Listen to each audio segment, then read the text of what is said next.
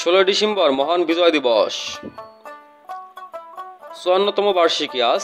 স্বাধীন সার্বভৌমত্ব বাংলাদেশের অভ্যুদয়ের দিন। দীর্ঘ 9 মাস সশস্ত্র সংগ্রাম করে বহু প্রাণ আর এক সাগর রক্তের বিনিময়ে এদিনে বীর বাঙালি ছিনিয়ে আনে বিজয়ের লাল সূর্য। পাকিস্তানি হানাদার বাহিনী এদেশের মুক্তিকামী মানুষের উপর অত্যাচার নির্যাতনের পর এদিন আত্মসমর্পণ করে মুক্তিকামী মানুষের কাছে। আর পাকিস্তানি বাহিনীর এই আত্মসমর্পণের মধ্য দিয়ে সমাপ্তি ঘটে দীর্ঘ 2 যুগের পাকিস্তানি শোষণার, বঞ্চনার, নির্যাতন নিরূপণের কবল থেকে মুক্ত হয় বাঙালি জাতি। 54 বছরের প্রাপ্তি ও প্রত্যাশার বিশ্লেষণ হচ্ছে সর্বত্র। বিজয়ের 54 বছর পূর্তিতে মুক্তিযোদ্ধাদের বিদ্রোহী আত্মা পেয়েছে শান্তি। যুদ্ধ অপরাধীদের অনেকের বিচার সম্পন্ন হয়েছে।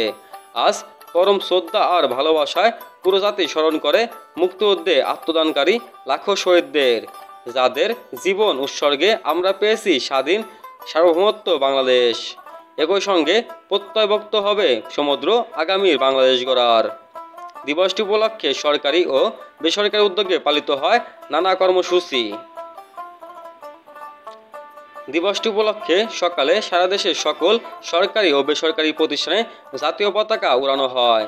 বিভিন্ন রাজনৈতিক দল, সামাজিক ও সাংস্কৃতিক সংগঠন এবং শিক্ষা প্রতিষ্ঠানে পালিত হয় নানা কর্মসূচি। সকালে জাতীয় স্মৃতিসৌধে পুষ্পাঞ্জলি অর্পণ করে দেশের সব ধরনের নাগরিক এবং সরকারি কর্মকর্তা কর্মচারী সহ দেশের সব মানুষ। রেডিও টেলিভিশনে প্রচার হয় অনুষ্ঠানমালা। জাতির শান্তি ও সমৃদ্ধি কামনা করে মসজিদ, মন্দির ও ধর্মীয় উপাসনালয়ে অনুষ্ঠিত হয় বিশেষ মোনাজাত ও প্রার্থনা। সূর্যোদয়ের সঙ্গে 31 বার তোপধ্বনির মধ্য দিয়ে সূচনা হয় বিজয় দিবসের কর্মসূচি।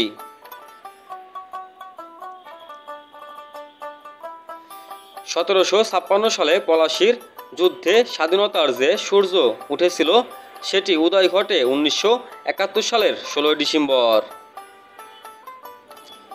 বিজয়ের মহা মুহূর্তটি সূচিত হয়েছিল আজকের এই দিনে।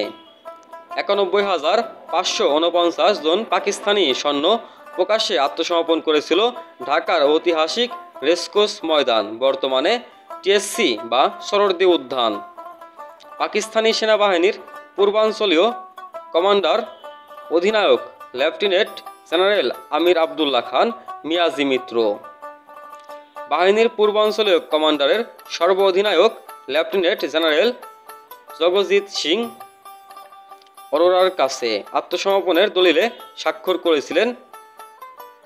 কারো দয়ার দানে নয়, এক সাগর রক্তের বিনিময়ে অর্জিত বিজয়ের পর নতমস্তকে পাকিস্তানি বাহিনী পরাজয় মেনে নেয়।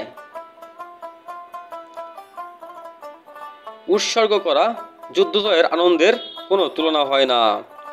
55,000 বর্গমাইলের এই সবুজ দেশে 53 বছর আগে আজকের এই দিনে উদিত হয়েছিল বিজয়ের লাল সূর্য।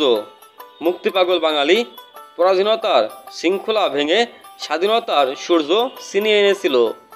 যে সূর্য কিরণে লেগেছিল রক্ত দিয়ে অর্জিত বিজয়ের রং, সেই রক্তের রং সবুজ বাংলায় মিশে তৈরি হয়েছিল লাল সবুজ পতাকা। সেদিনের সেই সূর্যের আলোয় ছিল নতুন দিনের স্বপ্ন, যে স্বপ্ন অর্জনে অতাতরে প্রাণ দিয়েছিল এ দেশের 30 লাখ মানুষ। 9 মাসের যন্ত্রণা শেষে এদিন জন্ম নেয় একটি নতুন দেশ, স্বাধীন সার্বভৌমত্ব বাংলাদেশ। বাংলাদেশের স্বাধীনতার একদিনে আসেনি, এর পিছনে রয়েছে এই জাতির ঘাম ছড়ানো সংগ্রাম। 55,000 বর্গমাইল জুড়েই তার বিদ্যমান অবস্থা। ইংরেজ শাসনামলে বাঙালি রক্ত দিয়েছে, লড়াই করেছে শোষণ বঞ্চনার বিরুদ্ধে। 250 বছরের ইতিহাসে সবচেয়ে বেশি সংগ্রাম ও লড়াইয়ে রক্ত দিয়েছে এই বাঙালি জাতি। 1947 সালে পাকিস্তান নামক রাষ্ট্র প্রতিষ্ঠার পিছনেও ছিল বাঙালিদের অবদান। বাঙালিরাই ছিল পাকিস্তান রাষ্ট্র প্রতিষ্ঠার মূল কারিগর, কিন্তু কয়েক বছরেই বাঙালির স্বপ্নভঙ্গ হয়। যে শোষণ বঞ্চনার বিরুদ্ধে তারা ইংরেজদের বিতাড়িত করেছিল, সেই একই রকম শোষণ বঞ্চনার মুখোমুখি হয়ে পড়ে কয়েক বছরের মধ্যেই শুরু হয় সংগ্রামের নতুন যুগ। পাকিস্তানিরা এ ভূখণ্ডের মানুষের উপর চালায় নির্যাতন, তাদের তাবেদার মনে করত, অর্থনৈতিক রাজনৈতিক সর্বক্ষেত্রেই তারা বঞ্চিত করত বাঙালিদের, এমনকি নির্বাচনের ফলাফল মেনে নিয়েও তারা অস্বীকার করত। 52-র ভাষা আন্দোলন, 66-র ঐতিহাসিক 6 দফা আন্দোলন, 69-এর গণ অভ্যুত্থান এসবই ইতিহাসের বাঁক ঘুরিয়ে দেয়। প্রায় 90,000 পাকিস্তানি বাহিনী আজকের এই দিনে রেসকোর্স ময়দানে আত্মসমর্পণের মধ্য দিয়ে পরাজয় বরণ করে।